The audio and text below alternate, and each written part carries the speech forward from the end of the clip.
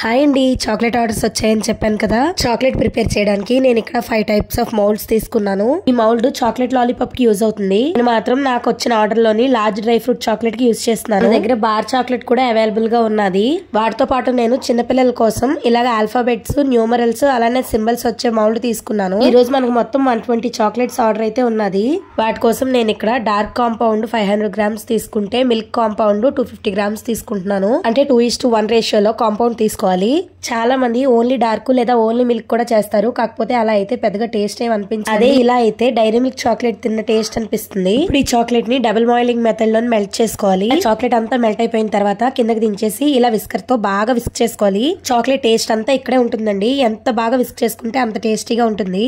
నాకు 10 మినిట్స్ కి చూసారా ఎంత షైనీ టెక్స్చర్ తో వచ్చింది చాక్లెట్ అయితే. ఇప్పుడు నాకున్న ఆర్డర్స్ బట్టి ఇలా డ్రై ఫ్రూట్ చాక్లెట్ అయితే dry fruit chocolate, normal chocolate అయితే నార్మల్ చాక్లెట్ మౌల్డ్స్ లో నింపేసుకుంటున్నాను. ఇలా చాక్లెట్ నింపిస్తున్న ఈ మౌల్డ్స్ ని 10 to 15 మినిట్స్ ఫ్రీజర్ లో పెట్టేసుకోవాలి. నేను ఇక్కడ చేస్తున్నది డ్రై ఫ్రూట్ చాక్లెట్ కాబట్టి ఇలా పైన టాపింగ్ చేసుకుంటున్నాను డ్రై ఫ్రూట్స్ ని. డార్క్ చాక్లెట్ క్రిస్పీగా ఉండడం కోసం నేను ఇక్కడ రైస్ క్రిస్పీస్ కూడా యాడ్ చేస్తున్నాను. ఇవి చాక్లెట్ లో యాడ్ చేయడం వల్ల చాక్లెట్ తినేటప్పుడు చాలా క్రంచీగా క్రిస్పీగా భలేగా ఉంటుంది.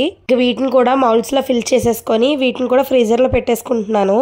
10 to 15 మినిట్స్ తర్వాత చాక్లెట్స్ ఇలాగా ఫ్రీజర్ నుంచి బయటకు తీసాను.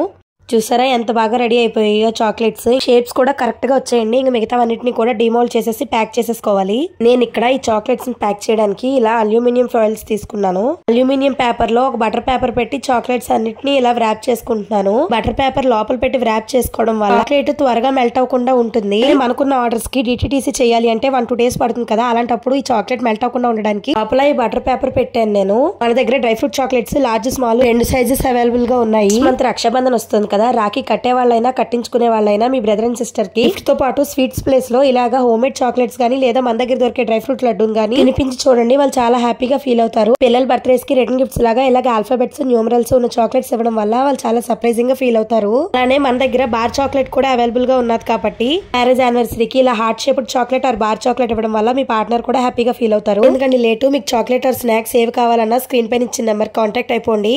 టేస్ట్ ని ఎంజాయ్ చేయండి, హెల్దీగా ఉండండి. సబ్స్క్రైబ్. Bye bye.